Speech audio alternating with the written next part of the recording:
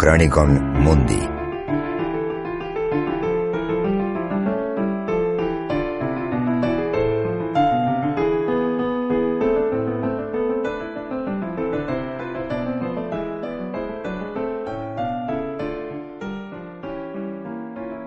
Para empezar, quiero que nos situemos en un escenario casi de película. Estamos en 1809, en plena Guerra de la Independencia, en Extremadura. El ejército de Napoleón avanza, implacable. Y una familia de terratenientes huye para salvar la vida. En mitad de esa huida, de ese caos, una mujer se pone de parto. ¿El niño nace ahí, en esas circunstancias tan extremas? Y su madre, en un acto de fe desesperada, lo ofrece a Nuestra Señora de la Salud. Su nombre completo, Juan Francisco María de la Salud Donoso Cortés, ya nos está contando una historia antes de que él pueda decir nada. Y esa es precisamente la historia que vamos a desgranar hoy.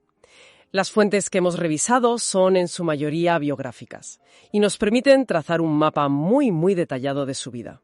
Y es importante decirlo desde el principio. Nuestro objetivo hoy no es analizar su pensamiento político. Eso es un laberinto denso, complejo y merece su propio análisis. Hoy la misión es otra. Es entender al hombre detrás de las ideas. Queremos hacer ese viaje personal.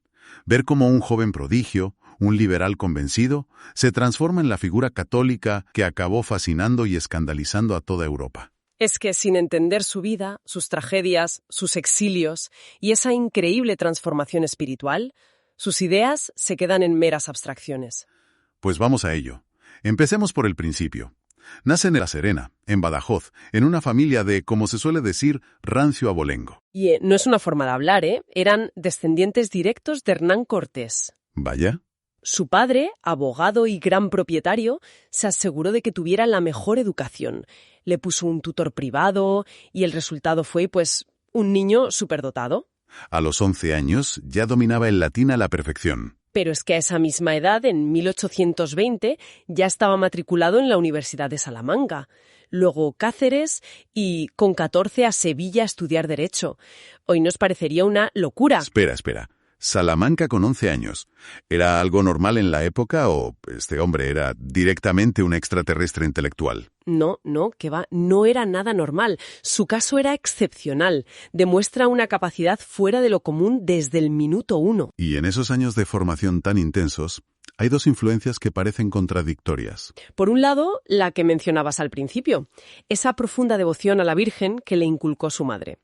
Esa fue como un ancla espiritual que siempre estuvo ahí, incluso cuando sus ideas iban por otros derroteros. ¿Y la otra influencia? La otra es puramente política.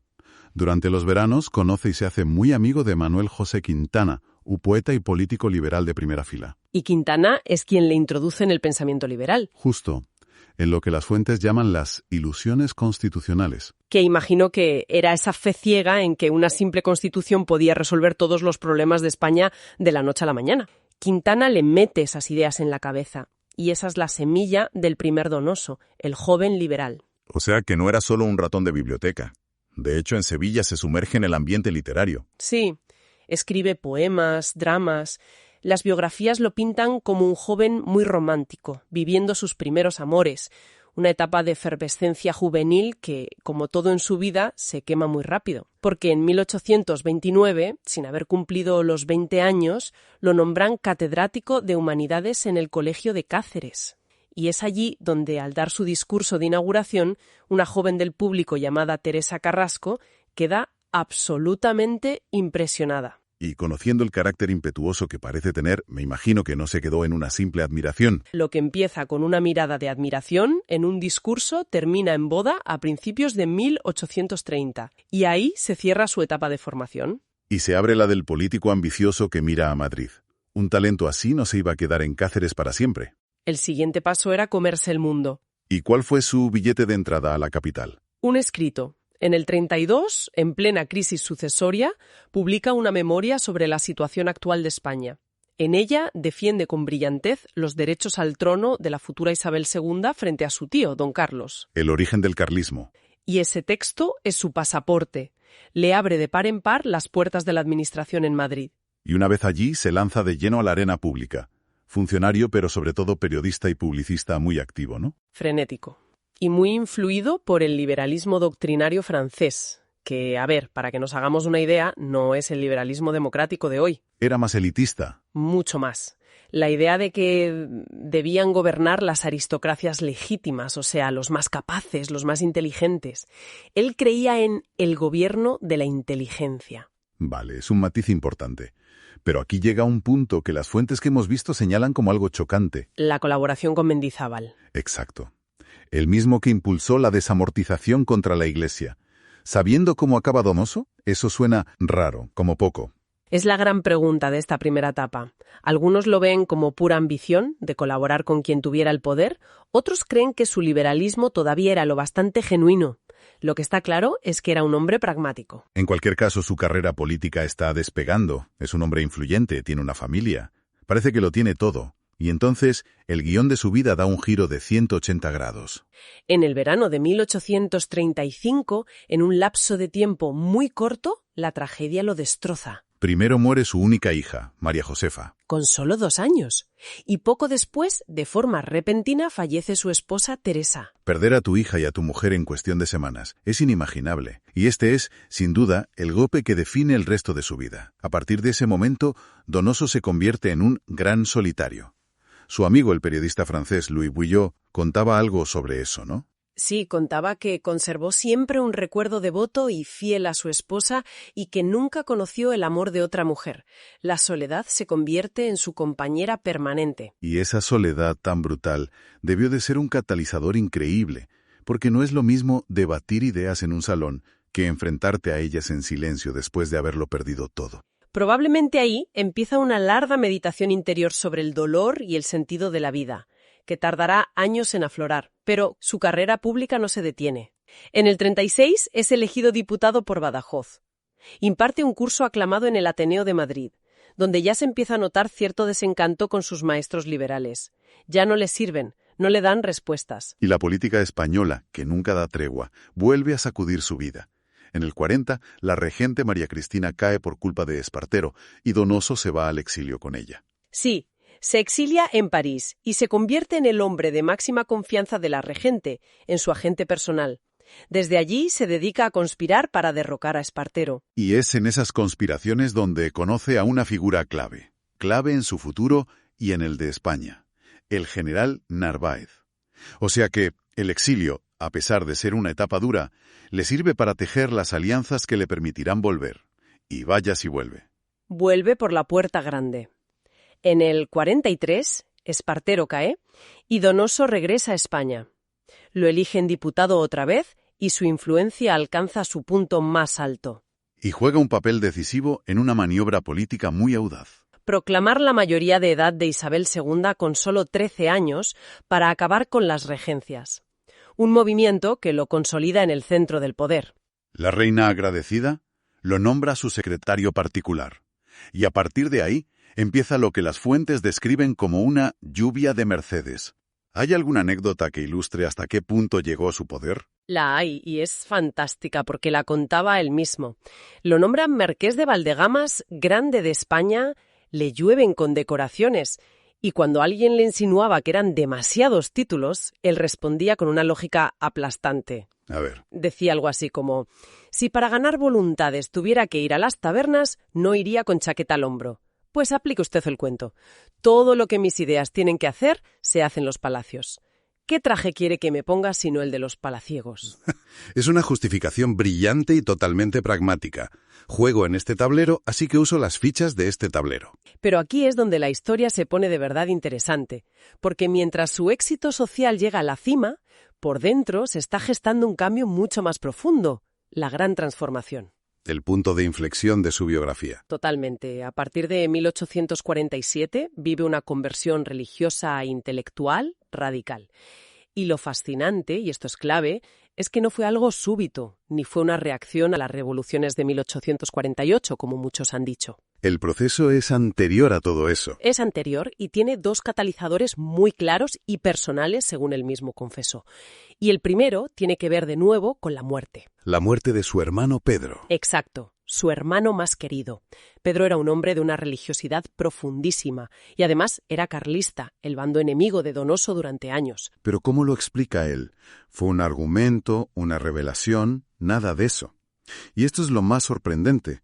La describe como un misterio de ternura, no de razón. Hay una frase suya en una carta que es demoledora. Dice, textualmente, no le amaba, y Dios ha querido que le ame y le amo.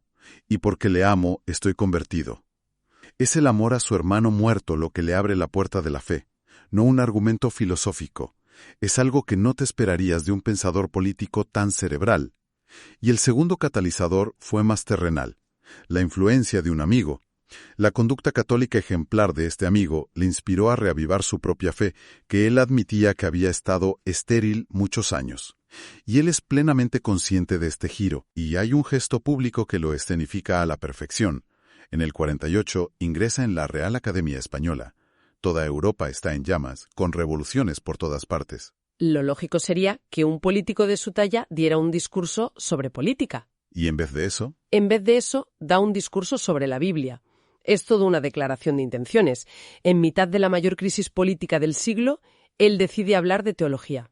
Su eje se ha desplazado por completo. Las revoluciones del 48 no causaron su cambio. Y con esa nueva visión del mundo, más oscura, más teológica, entra en la última fase de su vida. Una fase corta, de apenas 5 años, pero que es la que le va a dar fama continental. Totalmente. En el 49 lo nombran embajador en Berlín y en el 51 lo trasladan a París, que en ese momento era el epicentro absoluto de la política europea. Y es justo en esos años cuando pronuncia en el Parlamento sus discursos más célebres, el discurso sobre la dictadura y el discurso sobre la situación de Europa. Y esas intervenciones se traducen, se publican y recorren el continente. Y lo convierten en una de las voces más escuchadas, admiradas y también odiadas de su tiempo. En el 51 publica también su obra cumbre, el ensayo sobre el catolicismo, el liberalismo y el socialismo. Su testamento intelectual. Pero lo más llamativo de estos últimos años es cómo esa transformación interna se refleja en su vida personal. De una forma radical. Sus biógrafos describen una piedad que se intensifica hasta extremos asombrosos. Estamos hablando de un marqués, grande de España, embajador en el París del lujo y la opulencia. Y sin embargo, las anécdotas son de una austeridad casi monacal, hasta un punto que hoy nos cuesta imaginar. Hay un detalle que mencionan varias fuentes y que es increíble, que llegó a tener una única camisa, y además remendada. El embajador de España en París en una recepción en las Tullerías con una camisa con remiendos. Y hay otra anécdota que lo retrata a la perfección. Peregrinó a pie hasta la Basílica de Argentil para rezar por un hermano enfermo. Hizo el camino bajo una lluvia torrencial. Y cuando un amigo le comentó sorprendido cómo un español podía aguantar tanto tiempo calándose, él respondió sonriendo que todavía necesitaba otra lluvia para lavarse de sus pecados. Esa imagen lo dice todo, ¿verdad? La penitencia, la humildad, y trágicamente toda esa intensidad se apaga muy pronto. Muy pronto. Su salud siempre fue frágil. Aquejado de una dolencia cardíaca, fallece en la Embajada de París el 3 de mayo de 1853. Tenía solo 43 años. Y sus últimas palabras escritas son un homenaje a la persona que, según él, lo cambió todo, su hermano Pedro, a quien atribuye su conversión. Tras un funeral de Estado en París, sus restos fueron trasladados a Madrid, donde reposan hoy. En el cementerio de San Isidro. Entonces, si echamos la vista atrás para resumir, el arco de su vida es asombroso. Tenemos primero al joven prodigio, el liberal que asciende como la espuma, pero que queda marcado a fuego por una tragedia personal. Luego, al hombre en la cumbre del poder lleno de honores, que en secreto vive una conversión espiritual profundísima, que redefine por completo su visión del mundo. Y finalmente, al diplomático y pensador de fama europea, que en sus últimos años vive con la austeridad de una asceta mientras lanza desde París sus sombrías profecías. Es la vida de 3 hombres distintos en uno solo. Las fuentes dibujan a un hombre que experimentó la pérdida de la forma más devastadora posible y que vivió en una crisis política casi permanente. Y esto, creo, nos lleva a una pregunta final para la reflexión. ¿Hasta qué punto la trayectoria personal de un pensador, sus tragedias, sus lealtades, su fe, es la clave indispensable para entender su obra, incluso las ideas más abstractas?